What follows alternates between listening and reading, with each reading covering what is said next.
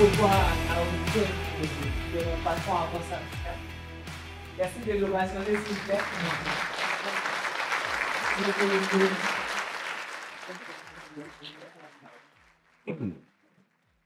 Alors, le thème, donc, c'est la réponse de thème, c'est le rôle de l'intelligence économique et de la dotation financière dans la gestion du risque d'investissement. Je voudrais en discuter donc avec M. Stanislas Zézé, qui est le PDG de Bloomfield Investment Corporation, dont le siège est basé à Abidjan, en Côte d'Ivoire.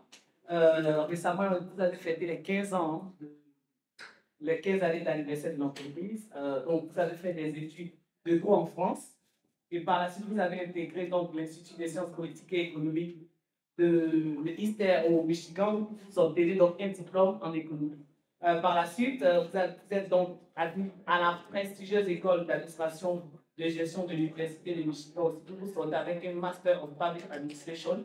M. Stanislas Zézé, vous avez travaillé aussi au niveau de la Banque mondiale, la Banque africaine de développement, au niveau des chaînes. Est-ce qu'il y a des choses à rajouter à cette vie? Non, non, ça va, c'est bien. Allô, bonjour tout le monde. Non, je crois que la présentation, elle est brève, mais elle est bonne. Et on va laisser plutôt le temps à la discussion. D'accord. La première question, on parle de risque. Bon, la première question que j'ai envie de vous demander, c'est quoi un risque pour une entreprise qui est pour un pays, en termes de risque économique? Alors, généralement, quand on parle de risque, il est extrêmement important de comprendre qu'il ne s'agit pas nécessairement de choses négatives.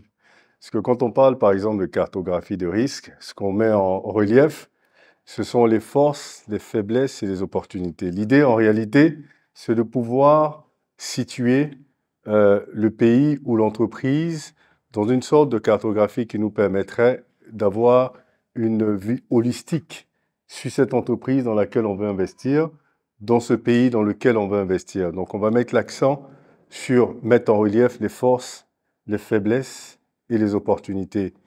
Et ça permet de réduire ce qu'on appelle l'asymétrie d'information entre l'investisseur et celui qui reçoit les capitaux. Alors, en mai, notamment le 4 mai 2023, vous organisez donc la 7e édition de la conférence du pays, qui est aujourd'hui un événement institutionnel au niveau de la Côte d'Ivoire. Alors, quels sont les éléments qui seront mis en relief lors du rapport risque-pays qui sera produit?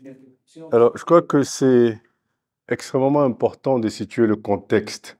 La raison par laquelle nous avons créé cette conférence risque-pays, que d'ailleurs aujourd'hui on fait dans différents pays d'Afrique, l'idée c'était de dire que la perception du risque qu'on a sur le continent africain, généralement de l'extérieur, est une perception qui est quelque peu biaisée.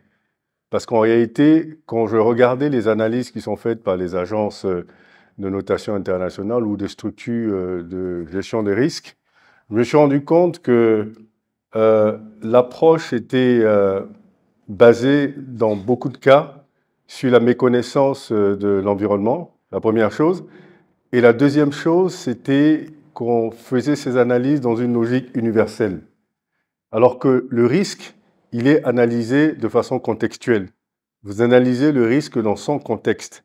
Une situation de risque en France, vous la déplacez, la même situation en Côte d'Ivoire peut ne pas représenter de risque. Donc l'idée pour nous, c'était justement de corriger ce biais et d'expliquer la vraie histoire de l'Afrique en termes de risque, dans la vraie perception. Généralement, l'Afrique est vue comme coupable jusqu'à prouver qu'elle est innocente. Alors qu'en général, la logique, c'est d'être présumé innocent jusqu'à être reconnu coupable. Donc, on voulait corriger ce biais. Et donc, pour chaque pays, ce que nous faisons, nous établissons un rapport de risque qui établit la cartographie de risque. Nous faisons la présentation de ce rapport-là. Le ministre des Finances va réagir. On va regarder on va faire une analyse de l'environnement macroéconomique, de l'environnement des affaires, de la gestion des finances publiques. On va regarder l'environnement sociopolitique, dont les grands agrégats macroéconomiques qui nous permettraient de mettre en relief les forces, les faiblesses et les opportunités de ce pays-là. Qu'est-ce que ce type de rapport-là peut apporter à un pays comme la Côte d'Ivoire ou à d'autres pays africains en général? ça permet d'avoir une visibilité sur justement la cartographie de risque d'investissement dans ce pays-là. Vous avez vu ce matin, je ne sais pas si vous étiez là, euh, le représentant de l'ambassadeur a fait une présentation d'investir en Côte d'Ivoire. Et malheureusement, les pays africains font toujours la même chose. C'est présenter que les points positifs. Alors qu'un investisseur qui veut investir dans un pays va se poser trois questions fondamentales. Quelle est l'opportunité d'investir? Parce qu'en réalité, s'il veut investir en Afrique, il a la possibilité d'investir dans 54 pays. Quelle est l'opportunité d'investir dans ce pays-là? Quel est le retour sur investissement auquel il devrait s'attendre? Et quel est le risque qu'il prend de perdre son capital? Donc, si vous n'arrivez pas à répondre à ces trois questions, généralement, ils répondent à la première question, celle du profil du pays qui représente les opportunités. Mais ils ne répondent pas au retour sur investissement, ils ne répondent pas au risque. Donc, évidemment, ils ont des informations qui sont très limitées. Et dans beaucoup de cas, quand les gens arrivent sur le terrain, se rendent compte des faiblesses et sont soit déçus et repartent, ou alors ont des difficultés pour apprécier. Donc, c'est la raison pour laquelle il faut établir cette cartographie de façon très détaillée. Alors, qu'est-ce qui rassure un investisseur au vu de ce type de rapport? Ce qui rassure l'investisseur, c'est d'avoir toute l'information, en réalité.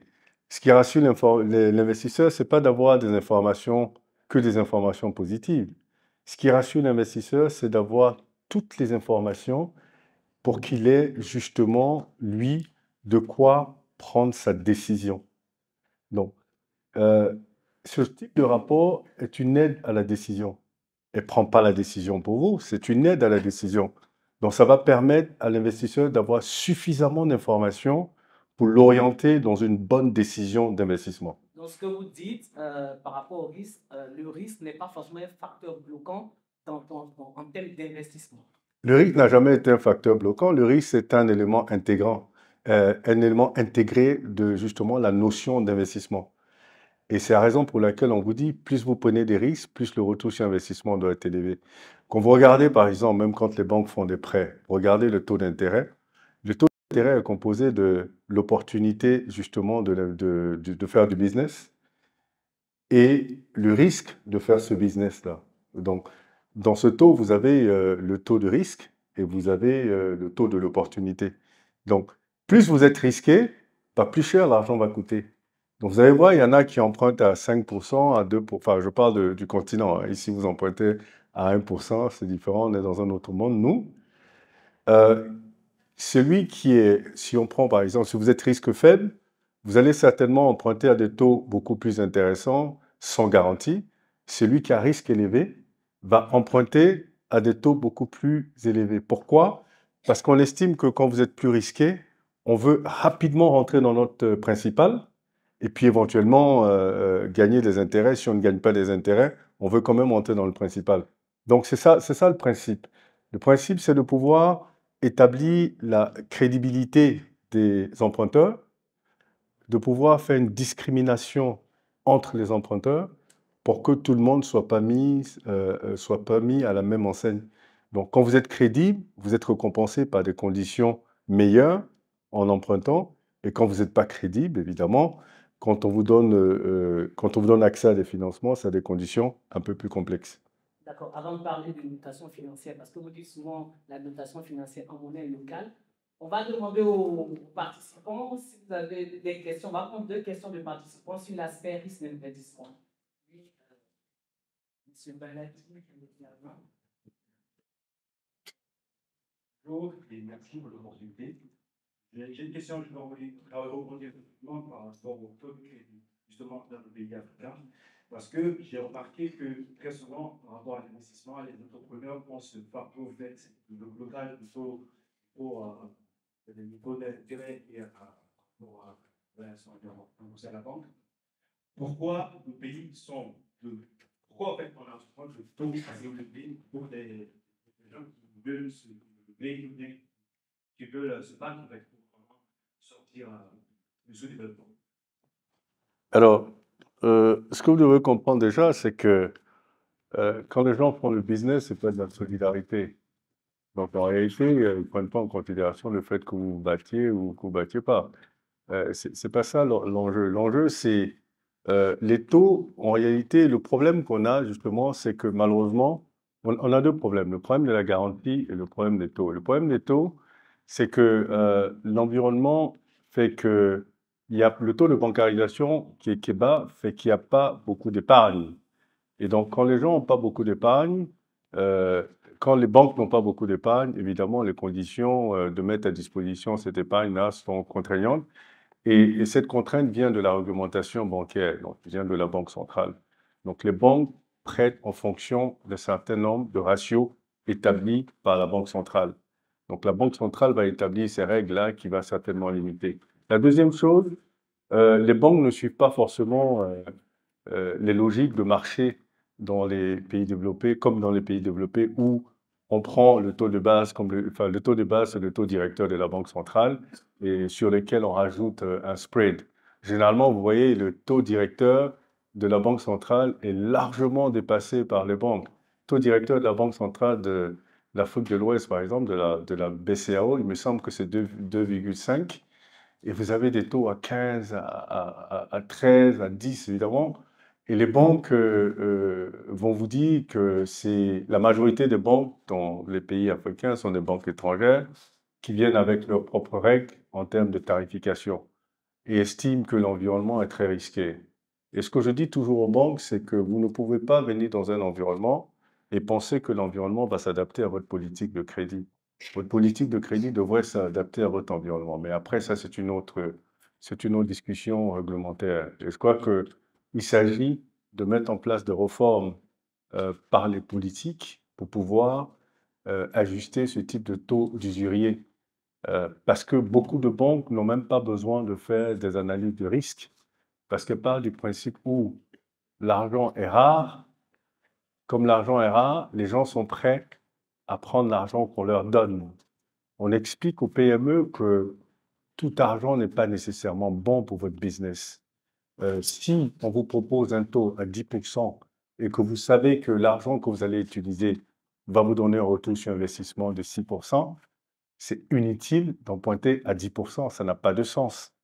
Mais ce travail, si vous voulez, cette pédagogie doit être faite avec les banques, avec tout l'environnement. C'est une question d'écosystème. C'est vrai qu'on a des disruptions dans les écosystèmes sur les marchés des capitaux, mais tout ça, c'est nouveau. Et il est extrêmement important de faire de la pédagogie pour qu'on crée un écosystème qui soit favorable à l'émergence des PME. Et pour finir, les États ont une responsabilité importante dans créer un bon écosystème. Parce que vous regardez dans la majorité des pays, même les pays qui vous disent que les entreprises locales sont une priorité, ne mettent pas en place les politiques nécessaires. Parce que pour moi, une priorité, c'est pas nécessairement, quand on veut faire de la PME locale une priorité, c'est pas nécessairement le fait de mettre des mesures, si vous voulez, restrictives vis-à-vis des entreprises étrangères. La logique pour moi dans nos économies devrait être des économies libérales. Ceci dit, quand vous décidez que votre économie elle est libérale, ça veut dire que vous acceptez la compétition avec les entreprises étrangères.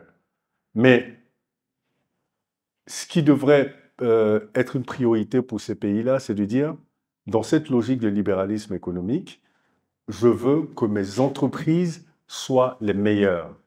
Donc, pour que mes entreprises soient les meilleures, je mets en place un système qui permet à ces entreprises-là de se développer. Donc, que ce soit la formation, le financement et tout le reste. Malheureusement, c'est ce qui n'est pas fait. Donc, vous avez des pays qui se disent libéraux et finalement, quand vous prenez la majorité des pays africains, vous avez un tissu économique qui est composé de 85 et 95% du tissu économique est composé de PME locales. Mais malheureusement, ces PME ne contribuent qu'entre 18 et 20% du produit intérieur brut.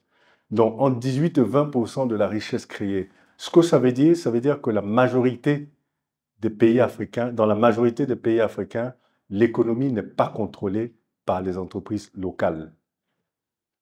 Donc, voilà la situation des PME. J'ai été un peu dans les détails pour vous montrer le contexte dans lequel évoluent ces banques et ces PME. Est-ce qu'on a rapidement, est-ce que aux solutions que vous avez apportées, est-ce que l'État africain ne pourrait pas aussi se porter garant pour le tourisme, par exemple? Est-ce que ce type de projet existe actuellement en cours en Côte d'Ivoire, par exemple, ou dans d'autres pays, si vous connaissez? Vous savez, beaucoup de pays mettent en place des systèmes de garantie, les PME, pour pouvoir les aider à emprunter. Vous avez beaucoup même de bailleurs de fonds qui mettent des garanties, des fonds de garantie auprès des banques pour pouvoir prêter aux PME. Mais ce n'est pas ça le problème en réalité. Le problème, c'est que vous ne pouvez pas créer des entreprises sans créer des entrepreneurs. On crée des entrepreneurs qui, eux, créent des entreprises. Et donc, quand on pense que le problème de l'entreprise, c'est que le financement, évidemment, on se retrouve dans des systèmes où non seulement ils ont des difficultés à accéder au financement, malgré tout ça, ou alors on finance des losers. On finance des entreprises qu'on sait qui vont se casser la figure. Donc, c'est-à-dire qu'on prend le problème à l'envers. Et c'est pourquoi je parlais d'écosystème. L'argent existe, l'argent est là. Mais c'est que les PME, en général, sont pas solides, elles sont faibles. Donc, même quand elles accèdent au financement, elles ne savent pas utiliser ces financements, elles finissent par faire défaut ou elles finissent par disparaître. Donc, l'accent doit être mis sur tout un écosystème. Ce n'est pas des questions de garantie pour accéder à des financements, mais vous accédez à des financements, qu'est-ce que vous en faites? Donc, le problème, il est beaucoup plus profond que juste accéder au financement. Malheureusement, tout le monde se concentre sur accéder au financement et on met tous les projets sont axés sur comment garantir le financement, comment accéder au financement. Mais une entreprise, quand elle se crée, son meilleur financier, vous savez, c'est qui? Ben, c'est son client. On crée une entreprise pour créer un produit, pour créer un service et le vendre.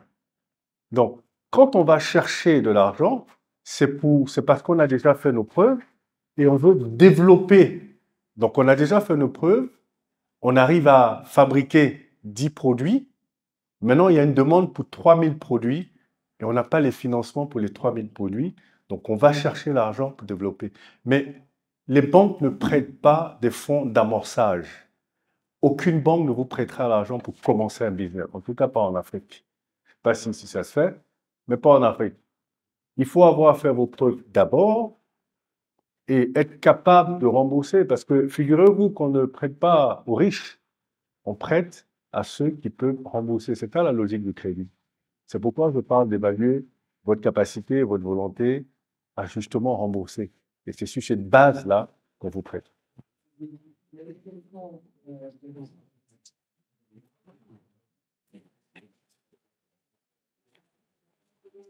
Merci beaucoup. Je me demandais si on a cité, donc vous avez cité une petite contribution, parce que ça part de la question de monsieur. Il y a un chercheur qui s'appelle Frank. Il a créé comme idée ce qu'on appelle POP, Bottom of the Pyramid. C'est-à-dire que les pauvres est une opportunité de créer une activité business. Et du coup, on peut créer une banque sociale, une banque déjà sociale, mais une banque qui ouvre des comptes à des personnes qui n'ont pas les moyens. Et je me dis ça avec, par exemple, une entreprise de télécom, de telle sorte que les clients vont recevoir des messages de publicité, ce qui permettra de ne pas payer des frais bancaires et pouvoir avoir accès aussi au crédit. Et l'État, là où l'État doit intervenir pour votre deuxième question, c'est peut-être ces clients-là, des coûts vulnérables, vont avoir accès au crédit et créer des entreprises, des paiements, mais avoir accès aussi à la commande publique si l'État décide d'accorder 30% de la commande publique pour paiement. Voilà la contribution que je voulais faire. Juste deux choses rapides. Je crois qu'il est extrêmement important de comprendre que, d'ailleurs, beaucoup de pays le font, hein, on réserve 30% de la commande publique aux PME. Mais vous réservez 30% à des PME qui ne sont pas capables, justement, d'absorber ces 30%. Donc, en réalité, vous ne résolvez pas le problème. La vraie solution pour moi, pour les PME en Afrique, pas du fait que l'État la plupart, forcément, c'est PME. Parce que si vous donnez 30% de part des marchés de PME, que derrière l'État ne fait pas son travail de les appuyer, est-ce que ce n'est pas une sorte de... Bon, déjà, il faut qu'on responsabilise les PME. Personne n'a dit que vous pouvez être chef d'entreprise. C'est vous qui avez décidé. Donc, ça ne peut pas être la responsabilité de quelqu'un que vous gérez bien ou pas. Donc, il faut qu'on soit très clair là-dessus. Vous décidez d'être entrepreneur, c'est votre responsabilité de réussir votre business. L'État, sa responsabilité, c'est de créer un environnement et vous, en tant que citoyen, vous permettre justement de créer. Maintenant, l'État peut décider, comme je disais tout à l'heure, ma priorité, c'est que mes entreprises dans mon économie soient les plus fortes. Et pour ça, je mets en place un écosystème qui leur permet d'être forts. Le sens des champions. Ouais, d'où le sens des champions. Mais je voulais revenir sur la solution. La solution pour moi, pour les PME, ce ne sont pas les banques. La solution pour les PME africaines, ce sont les fonds d'investissement adaptés. L'avantage d'un fonds d'investissement, vu la faiblesse de nos PME, c'est qu'un fonds d'investissement, il rentre dans votre capital, il prend exactement les mêmes risques que vous. Donc, il va s'impliquer en termes d'ouvrir son réseau, il va s'impliquer en termes de gouvernance, de gestion, de sorte à ce que votre entreprise réussisse. Parce que quand votre entreprise réussit, lui sort par le haut. Quand votre entreprise fait faillite, ben, il fait faillite avec vous. Vous ne lui devez rien du tout, il prend exactement les mêmes risques. Sauf qu'aujourd'hui, on a des fonds d'investissement qui ne sont pas adaptés. Les fonds d'investissement avec des tickets de 1 million de dollars, de 3 millions d'euros, de 5 millions, de 10 millions. Ce ne sont pas les besoins des PME africaines. Les besoins de PME africaines vont de 50 000 euros à peut-être 1 million d'euros. Donc, de la petite PME à la moyenne PME. Il nous faut des fonds d'investissement africains avec l'argent des Africains. Pourquoi je dis l'argent des Africains?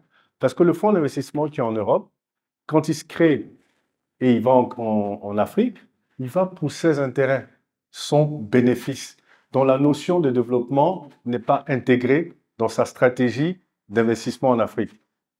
Par contre, un fonds d'investissement africain comprend les réalités de son environnement, donc aura aussi en tête le volet développement dans ce volet investissement. Donc, ce dont on a besoin en Afrique pour les PME, ce sont les fonds d'investissement avec des tickets adaptés aux besoins des PME.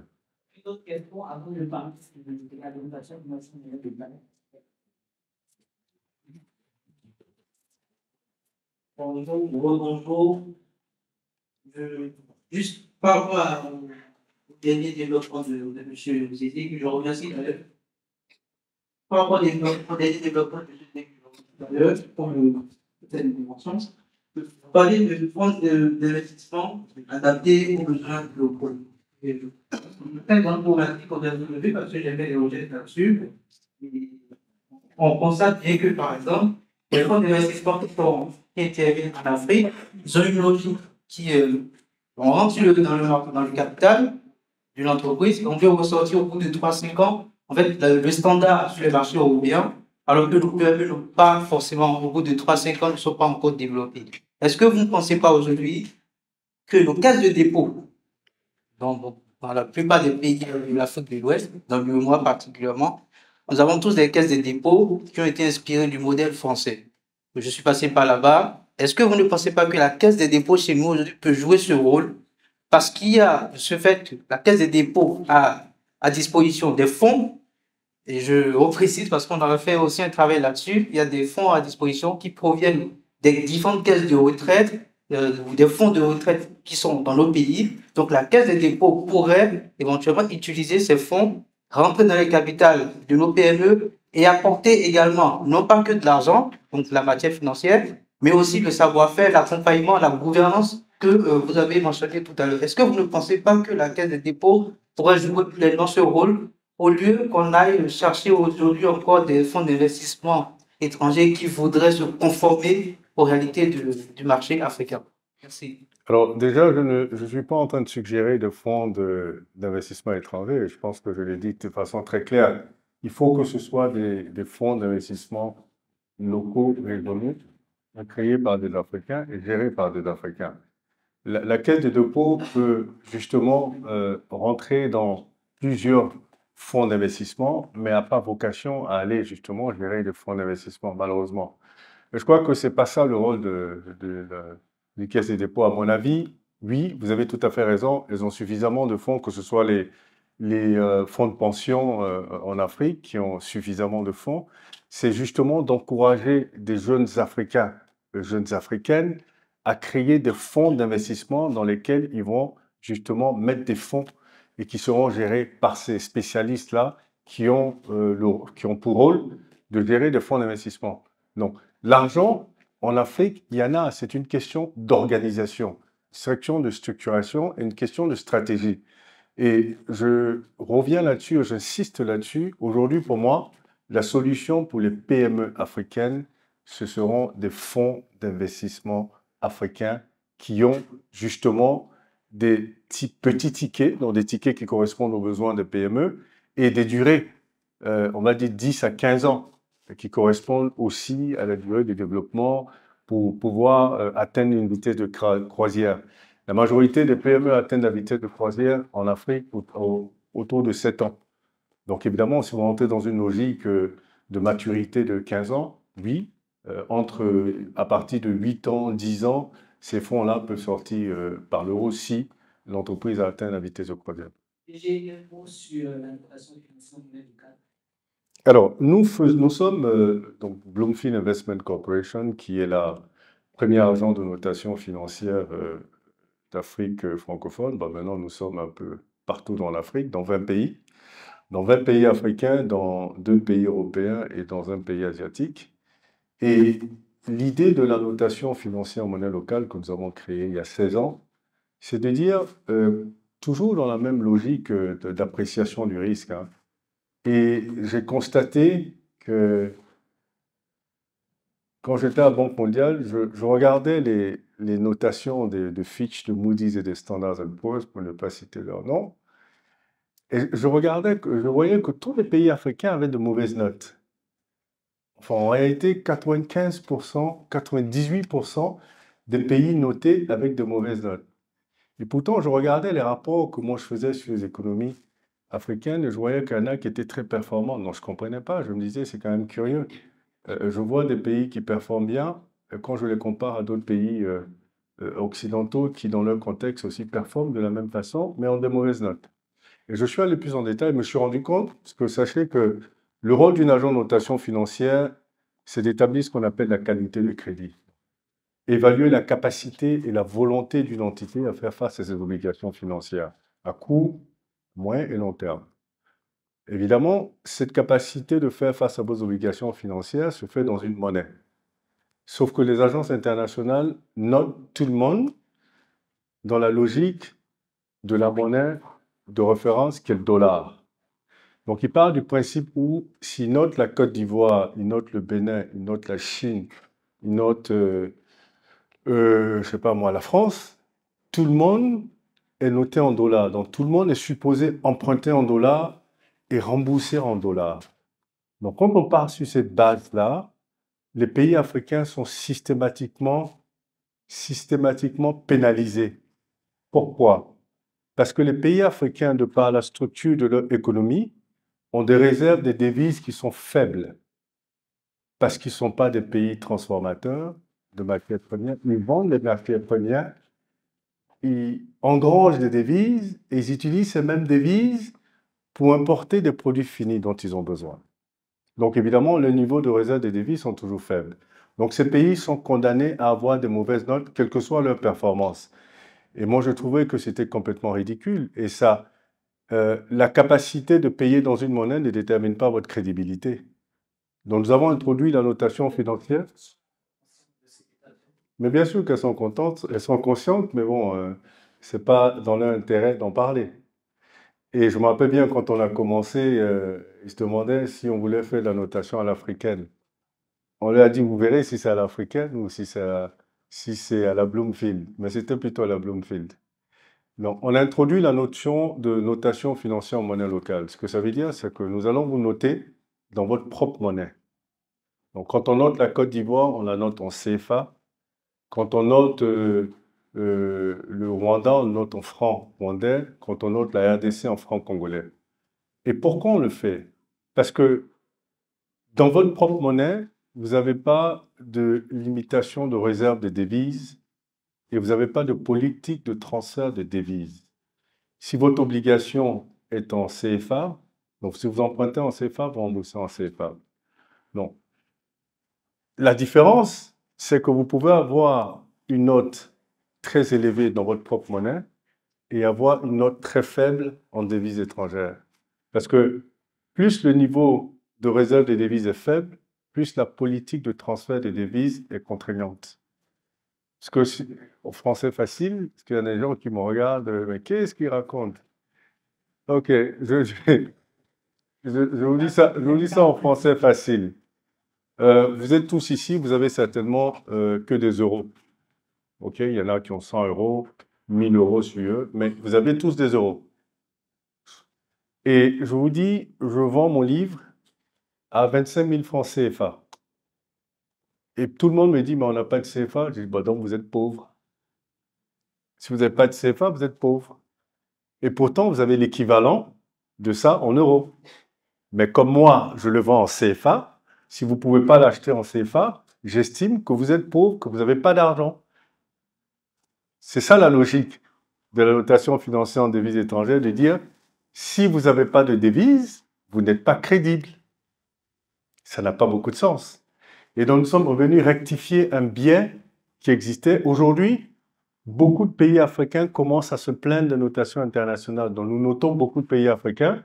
Et aujourd'hui, c'est bien pour eux d'avoir les deux notes. Naturellement, si vous allez faire un eurobond, vous allez emprunter en dollars ou en euros, vous allez rembourser en dollars ou en euros. Mais ça ne détermine pas votre crédibilité. La capacité de rembourser en euros ne détermine pas votre crédibilité. Par contre, la capacité de rembourser dans votre propre monnaie détermine votre crédibilité parce que c'est dans votre propre monnaie qui établit votre richesse. Donc voilà la raison pour laquelle nous devons. Avant de passer l'étude sur le livre, fais-moi très rapidement parce qu'on a énormément d'entrepreneurs qui sont là. Alors, comment on peut prendre des risques aussi? C'est pour les gars qui la question plusieurs fois. C'est le débat là. Alors, ce que je dis toujours, c'est que la majorité des gens vont constater qu'ils sont dans un environnement qui est hostile et vont conclure qu'il est difficile d'entreprendre parce qu'il n'y a pas ci, il n'y a pas ça, parce qu'on n'aide pas, parce qu'on n'oriente pas. Enfin, c'est compliqué. Et ça, c'est la mauvaise approche en réalité. Parce que de toute façon, vous êtes dans cet environnement, vous n'allez pas bouger. Et peut-être que vous ne contrôlez pas ce qui fera bouger cet environnement. Du moins, vous ne pouvez pas tout contrôler. La bonne question en réalité, c'est de se dire, j'ai constaté que l'environnement est complexe et difficile, mais comment je réussis dans cet environnement-là? Et là, vous vous posez la bonne question, et là, vous avez le début de solution. Je vous raconte rapidement l'histoire de Bloomfield. J'ai décidé de créer Bloomfield en 2007, donc il y a 16 ans, dans un environnement où la probabilité de réussir cette entreprise était de 0%. Quand je dis 0%, c'est 0%. Il n'y avait pas de cadre juridique, il n'y avait pas de narrative, il n'y avait pas de client, il n'y avait pas de partenaire, il y avait zéro. Mais tout le monde me disait, vous êtes complètement fou de vouloir créer quelque chose dont la probabilité de réussite est zéro. Ça rappelle aussi l'histoire du bon client avec la dame qui voulait. Oui, ça c'était le premier jour. Mais si je m'étais arrêté à dire, bon, écoutez, c'est trop difficile, parce que déjà, il faut pouvoir mettre en place un cadre réglementaire et tout ça, c'est compliqué, je laisse tomber, c'est trop difficile. Ben, je ne serais pas là aujourd'hui en train de vous parler de Bloomfield 16 ans après. J'ai décidé de créer et de forcer l'écosystème. Et je vous dis comment je vais commencer. Première chose, il faut comprendre la psychologie de votre environnement. Il faut comprendre la psychologie de vos interlocuteurs. Première chose, je me suis dit, on est dans un environnement où quand les choses ne sont pas réglementées, personne ne les prend au sérieux. Donc, pour commencer cet écosystème, il faut commencer avec la réglementation. Et donc, comment je vais convaincre le régulateur de mettre en place une réglementation sur la notation financière parce que moi, j'ai décidé de créer une agence de notation financière? Je prends rendez-vous avec le régulateur. Écoutez bien, hein, j'avais rendez-vous avec lui, je me rappelle très bien, j'avais rendez-vous avec lui à 15 h, un mercredi à 15 h. J'arrive, je suis toujours à l'heure, moi. J'arrive à 15 h moins 10, on m'installe dans la salle de réunion à 15 h moins 5. Une grande table comme ça, ils me l'ont fait un peu à la Poutine, quoi. Très grande table. Et donc je m'assois au bout de la table et en face de moi, il y a une horloge. Et le secrétaire général de l'autorité de régulation des marchés publics à l'époque a fait ses études au Canada, donc quelqu'un qui est aussi dans cette logique de ponctualité. Il est arrivé à 15 h pile avec deux de ses collaborateurs, il s'est mis en face, dans l'autre côté, ils sont mis à côté, il a dit « Bonjour monsieur, vous avez souhaité me voir, je vous écoute ». Évidemment, je me suis tout de suite rendu compte rapidement que ce monsieur n'avait pas beaucoup de temps, ou ne me prenait peut-être pas au sérieux. Donc j'ai fait mon speech en 1 minute 35 secondes, ce qu'on appelle elevator speech. Il me dit, il pose 3 secondes, bien noté, merci monsieur, bonne chance, au revoir. Et il s'est levé, il est parti. 2 minutes, il m'a reçu. Mais c'est mal me connaître. Ça ne peut pas me décourager. Au contraire. J'ai regardé l'horloge, j'ai souri, et avant de me lever, je dis, cette même personne va me rappeler bientôt, on va s'asseoir dans cette salle et nous allons discuter au moins 2 heures. Donc c'était ça mon challenge quand je sortais de la salle. Maintenant, il fallait mettre en place une stratégie pour qu'il puisse me rappeler. Alors la stratégie, c'était quoi? Quand vous êtes une agence de notation financière, vous êtes une société commerciale. Donc vous avez le droit de faire des notations, vous n'avez pas besoin de permission pour ça. Par contre, vous avez besoin d'être agréé pour qu'on puisse reconnaître vos notes. C'est la raison pour laquelle il fallait un cadre réglementaire. Mais comme je vous disais tout à l'heure, maîtrisez l'environnement maîtrisez la psychologie de vos interlocuteurs et de votre environnement. Je sais qu'un régulateur aime contrôler. Évidemment, ça gênerait le régulateur de savoir que je fais de la notation et qu'il ne me contrôle pas. Ça lui posera un problème. Deuxième challenge, il fallait trouver le client. Il y avait 0 client. Il fallait convaincre quelqu'un de se faire noter. Je suis allé convaincre le directeur général du port, le premier port exportateur de cacao au monde, qui est en Côte d'Ivoire, à San Pedro, le port de San Pedro. Je lui fais la présentation et quand je finis, dans un langage très familier ivoirien, il me dit « Ah, petit frère, ton affaire là est compliquée, c'est très sophistiqué. Là. » Il dit « Mais concrètement, qu'est-ce que ça m'apporte ?» J'ai dit « Grand frère, parce qu'on reste dans le cadre culturel. » Je dis, est-ce que tu recherches l'argent en ce moment? Il me dit, oui, je recherche 900 millions de francs CFA pour faire une étude d'extension du port de San Pedro avec la BAD. Mais il me tourne en rond depuis 2 ans. Je dis, si tu te fais noter, je te promets qu'ils vont te financer. Mais je parlais en connaissance de cause. À votre avis, qui a mis en place le système d'évaluation des risques de contrepartie de la BAD? Bah, c'est moi. Donc, je lui ai dit, il me dit, OK, voilà ce qu'on va faire. Tu me notes, si on me finance, je te paye. Si on ne me finance pas, je ne te paye pas. Mais dans tous les cas, je suis gagnant. Même s'il ne me paye pas, j'ai ma première notation sur laquelle je peux te capitaliser. Et évidemment, s'il me paye, je gagne doublement. Mais je savais que ça allait marcher de toute façon. Je fais sa notation, on lui met à disposition les fonds, et il est devenu mon meilleur ambassadeur. Il allait dire, la notation, c'est la magie. On te note, on te note. Mon deuxième client. Et une fois que j'ai eu ce client, j'ai eu un deuxième, j'ai eu un troisième. Et devinez qui m'a appelé? Le régulateur. Je suis revenu dans la même salle. Mais cette fois-ci, on a discuté 3 heures de temps. Et il a mis en place la réglementation. Ensuite, tout le système s'est mis en place. On a commencé à noter. Et 16 ans après, aujourd'hui, parler de notation financière en Côte d'Ivoire, dans l'UEMOA, c'est devenu comme une seconde nature. C'est tellement naturel. Mais il y a 16 ans, c'était extraordinaire parce que ça n'existait pas. Et aujourd'hui, systématiquement, les gens se font noter. Aujourd'hui, je peux vous dire, si j'ai le temps de venir, j'ai quand même plus de 130 clients dans mon portefeuille, hein, et si j'ai le temps de venir m'asseoir ici, bavarder avec vous, c'est que finalement, aujourd'hui, je ne cherche plus de clients, ils viennent à moi. Merci beaucoup. On va prendre peut-être une question et après on va passer à l'échange suivant. Donc, je sais pas.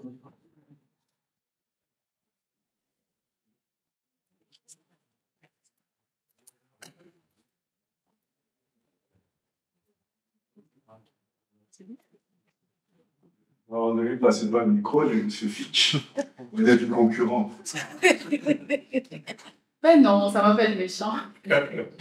Alors, bonjour, et c'est un plaisir d'être ici. Je m'appelle Victoire Durand, donc directrice commerciale chez Fitch. Et j'ai une plateforme aussi qui s'appelle Femmes et Finances. Alors, moi, j'aimerais revenir sur 2 thèmes. Le premier thème, c'est celui des fonds d'investissement dont vous avez parlé, qui serait la solution pour les PME de se refinancer de façon effective et efficiente. Mais moi, je pense que, avant de parler de fonds d'investissement, j'ai beaucoup de doutes que les gens dans la salle savent ce que c'est qu'un fonds d'investissement. C'est d'où la partie femmes et finances que je représente aussi parce que j'estime que en matière de finances, en matière d'investissement, en matière d'épargne efficace, on a un gros manque chez nous en Afrique, celui de l'éducation financière. Et je pense qu'on devrait pouvoir commencer par là parce que le fonds d'investissement qui pourra vous aider à financer votre entreprise se différencie d'une banque que c'est des capitaux qui sont mis à disposition par des investisseurs eux-mêmes. Donc, c'est ces capitaux-là qui vont être injectés dans votre entreprise et qui, pour le fonds d'investissement, c'est vital de recouvrer cet argent-là.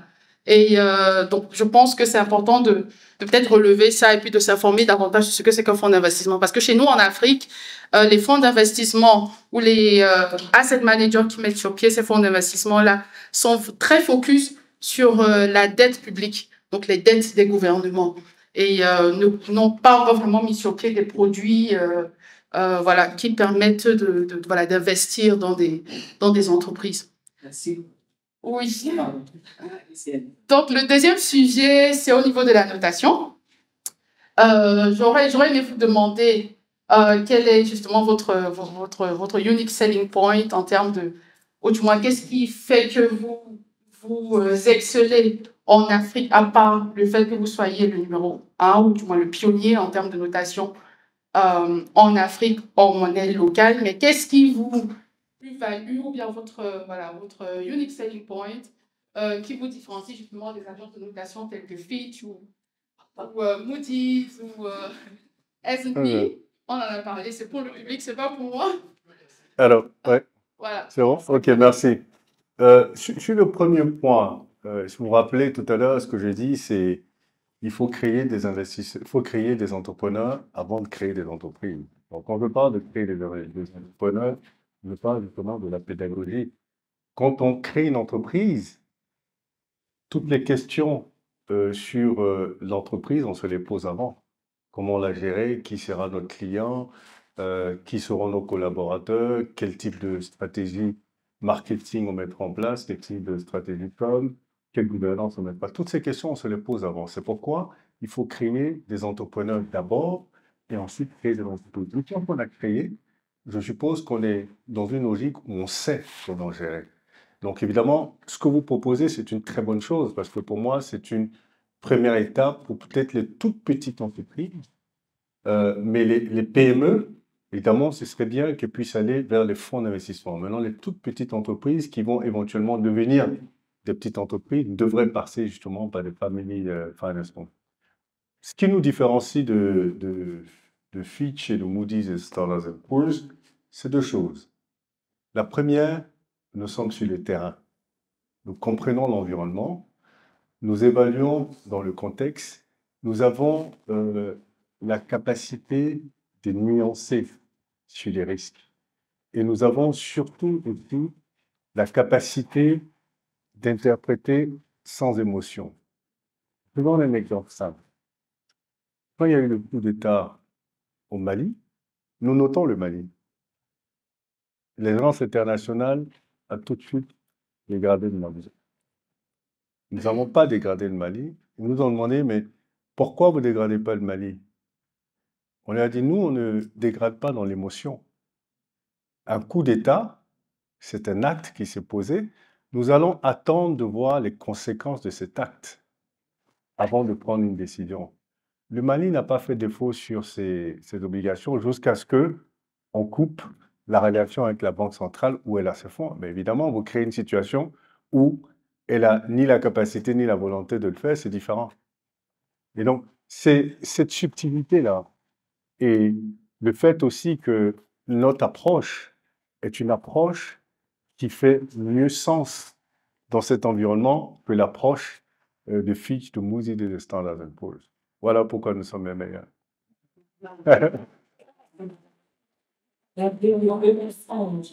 Sous les livres, vous sortez donc L'homme aux chaussettes rouges, hein, qui était le 15 août 2022. Alors, beaucoup se posent la question de savoir L'homme aux chaussettes rouges, pourquoi on va appeler le livre portrait comme ça, même si à vous voir on peut développer. Est-ce que vous avez une réponse à cette question? Ouais, la réponse est dans le livre. Et le livre, il est derrière. Non, plus sérieusement, je ne porte que des chaussettes rouges, déjà. Donc, l'homme aux chaussettes rouges, c'est adéquat quand même. Et je ne peux pas me tromper parce que je n'ai que des chaussettes rouges dans mon wardrobe. C'est-à-dire que j'en ai à peu près 150, me semble-t-il. Mais pourquoi je porte les chaussettes rouges? Alors, ça va vous paraître peut-être curieux, mais bon, c'est la raison pour laquelle je porte les chaussettes. Déjà, les chaussettes rouges, c'est la couleur de la force, de l'énergie, de l'amour. Et en même temps, ce sont des chaussettes. Des chaussettes, on marche sur les chaussettes. Donc, c'est l'humilité. Et les chaussettes, on ne les voit pas, sauf quand je m'assois comme ça. C'est la discrétion. Donc, en réalité, finalement, les chaussettes rouges, c'est la force maîtrisée. Et c'est ce qui m'incarne en réalité. Et c'est pourquoi je porte des chaussettes rouges. Et je les ai empruntées des cardinaux qui, pour moi, reflètent justement ce caractère. C'était lors d'un voyage. Au Vatican en 2000. Les cardinaux sont des gens très discrets, très puissants, très écoutés, qui ont beaucoup d'influence dans l'Église catholique, qui portent des chaussettes rouges tout le temps. D'ailleurs, les chaussettes rouges, on les appelle les cardinals. Et vous ne les voyez jamais à cause de la longue soutane. Donc, c'est la raison pour laquelle je porte des chaussettes rouges. D'accord. Lors de la présentation. Alors, lors de la présentation du livre à Abidjan, dans le logo, vous dites à un confrère journaliste, c'est l'histoire de mes petites victoires, de mes espoirs et de mes difficultés. C'est aussi l'histoire de qui je suis et j'en suis fier. Là-dessus. Alors, moi, c'est ma biographie, hein, en réalité. Je pense que malheureusement, les jeunes Africains n'ont pas beaucoup de modèles sur le continent. Et les modèles sont, pour moi, ceux qui ont créé quelque chose, qui ont réussi quelque chose. Être riche, ce n'est pas une réussite pour moi. Une réussite, c'est réussir un projet de vie. Et la richesse peut être la conséquence de ce projet de vie. Et donc, mais malheureusement, les Africains n'aiment pas partager leur succès. Chacun reste dans son coin de façon très égoïste et estime que s'il a réussi, il a réussi seul. Et donc, les autres devraient se débrouiller aussi. Moi, je pense différemment. Je suis très généreux et je pense qu'il est extrêmement important de partager. Et je me suis rendu compte que partager mon histoire a permis à des jeunes de réussir leur projet. Donc, évidemment, c'est ma contribution à ce continent que j'adore. Je suis très panafricaniste et c'est la raison pour laquelle j'ai écrit. Et d'ailleurs, ma stratégie de vente de ce livre, elle est très simple. Je ne les vends ni à la librairie, ni sur Amazon, nulle part, sauf dans des points précis. Je veux rendre ça tellement rare, avec beaucoup de communication autour, pour que les jeunes s'y intéressent. Donc quand ils achètent pour lire. Ils n'achètent pas pour le mettre dans la bibliothèque. Quand ils viennent pour le livre, ils ont l'occasion de me rencontrer parce que ça se vend dans mes bureaux. J'accorde 5 minutes, 10 minutes pour discuter, échanger. Je fais une dédicace, on fait des potos. Ça reste un moment magique. Je fais beaucoup de dédicaces à travers le monde pour que ce soit quelque chose de magique, pas juste un livre. Je n'ai pas besoin de ce livre pour gagner de l'argent. Je n'écris pas pour gagner de l'argent. La preuve, j'ai sorti en quantité très limitée, 5000, pas plus. Donc, pour moi, c'est le message que je fais passer, ce partage-là avec les jeunes et ces valeurs de réussite. Parce que vous voyez, beaucoup de jeunes aujourd'hui à l'ère Instagram, ils voient des gens qui pensent qu'ils ont réussi parce qu'ils les voient dans de belles voitures. Je demande, allez qu'on vous raconte l'histoire des gens. Vous allez comprendre comment on fait pour réussir un projet de vie. Les forces, les faiblesses, les difficultés et tout ça. Vous verrez que c'est un parcours. Donc c'est ce parcours-là et surtout les valeurs que je veux mettre en relief dans ce livre. Et ça passe très bien. C'est un livre qui se vend très bien. On discute bien, il y a beaucoup de jeunes, de moins jeunes qui lisent le livre et qui reviennent vers moi avec des questions, des discussions, j'organise des débats là-dessus. L'idée, c'était vraiment de partager, quoi. Voilà. Je rappelle que le livre est toujours disponible au stand de M. Stanislas Deguet, il pourra vous passer ce livre. On peut saluer aussi M. Papon Kipré, qui a posé aussi c'est avec vous, il est toujours disponible, il est toujours derrière.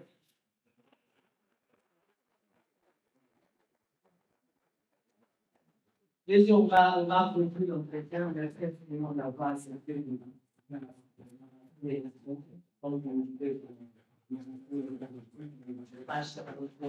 je pense que est satisfait et satisfait d'avoir assisté à l'événement avec la qualité des interventions là. Vous avez un mot de fin à présenter les collègues qui sont ce soir. C'est quoi un bon entrepreneur de vivre votre vie? Alors, déjà, je voulais vous remercier, Alain, de m'avoir fait l'honneur de m'inviter à ce forum. Je crois qu'on ne débat pas souvent entre Africains, malheureusement, alors que nous avons énormément de choses à discuter, à débattre. Et je sais que Alain était très inquiet jusqu'à la dernière minute. Il me demandait si j'allais venir. J'ai dit oui, j'ai dit que j'aimerais. Il me dit, mais faites une vidéo. Il y a énormément de participants qui m'ont dit que c'est ça, c'est la Il me dit, faites une vidéo. Je dis, mais je n'ai pas compris, j'ai posté. Voilà, je postais ça sur tous mes comptes. Il me dit, non, non, non, une vidéo. Donc, je suis vraiment content d'être ici parce que en réalité, j'aime bien participer à ce genre de débat. Et je crois que les solutions de développement de l'Afrique se trouvent avec les Africains, pas avec les banques de développement, pas avec les Occidentaux. Et d'ailleurs, pourquoi ils devraient s'intéresser à notre développement? Ils ont leurs propres problèmes, chacun a ses propres problèmes de développement. Il faut qu'on arrête de déléguer les solutions à nos problèmes. Il faut qu'on les trouve nous-mêmes et surtout des solutions adaptées. Et donc, je crois que ce type de forum qu'on organise, et c'est en ça que je voulais vraiment vous féliciter, ce type de forum, et moi je regarde la salle, je suis tellement content de voir que vous avez pris de votre temps pour venir débattre et discuter de ces questions qui sont fondamentales et qui sont très importantes pour nous. Les solutions, on les trouve à force de débat. Vous regardez les pays développés, se sont construits justement sur ces débats-là pendant des décennies, des décennies, des décennies. Ça ne se fait pas à coup de bâton magique. Ce sont des débats et c'est comme ça aussi qu'on pourrait rapprocher la diaspora de l'Afrique. Moi, j'ai vécu 25 ans à l'extérieur, 10 ans en France, 15 ans aux États-Unis. Je suis rentré. Je sers un peu de liaison entre la diaspora et le continent. Je vois comment les gens de la diaspora regardent l'Afrique. Je vois comment les gens de l'Afrique regardent la diaspora. Et je crois qu'il est extrêmement important d'avoir ces débats pour se rapprocher. Les gens de la diaspora se posent toujours la question de pourquoi on ne les prend pas en considération dans ce qui se passe sur le continent, alors qu'ils pensent qu'ils ont beaucoup de choses à apporter. Et ce que je le dis toujours, c'est que vous dites que vous avez beaucoup de choses à apporter. Est-ce que vous avez demandé aux Africains ce qu'ils veulent? Parce que vous pensez que vous avez des choses à apporter, certainement. Mais si vous n'adaptez pas ça à eux, leurs besoins, finalement, vous ne représentez pas grand-chose pour eux. Et donc, si on a ces débats-là, on va commencer à comprendre quels sont les besoins sur le continent. Et en tant que diaspora, l'avantage que vous avez la double culture. Et avoir la double culture vous rend beaucoup plus riche. Mais justement, il faut savoir quels sont les besoins du continent pour pouvoir justement essayer de les combler, soit d'ici, ou à retour sur le continent. Donc, pour moi, je suis vraiment content d'être ici. Et je pense aussi que l'Afrique est le futur du monde. Par contre, ce qui me chagrine, c'est que tout le monde a compris ça, sauf les Africains. Et il est extrêmement important que les Africains rapidement comprennent ça et qu'on ne se retrouve pas sur un continent qui nous appartient et qu'on soit des spectateurs de ce nouveau monde-là. Et si on ne commence pas à débattre de ce nouveau monde qui est en train d'arriver, on va se retrouver, comme je dis, spectateurs sur notre propre continent. Et je peux vous dire, ça a commencé. Les gens ont commencé à venir sur le continent, ont commencé à se positionner. L'avantage que les Occidentaux ont, ils ont une très grande capacité d'anticipation à très long terme. Et nous sommes dans du court terme. Il faut qu'on change ce paradigme, qu'on change cette logique, qu'on rentre dans une logique d'anticipation à très long terme. Quand je dis très long terme, c'est 100 ans en avant. Et ça commence maintenant. Construire les 100 ans prochains, c'est aujourd'hui qu'on commence. Et on commence par des débats, on commence par avoir une stratégie et on commence à mettre les choses en place.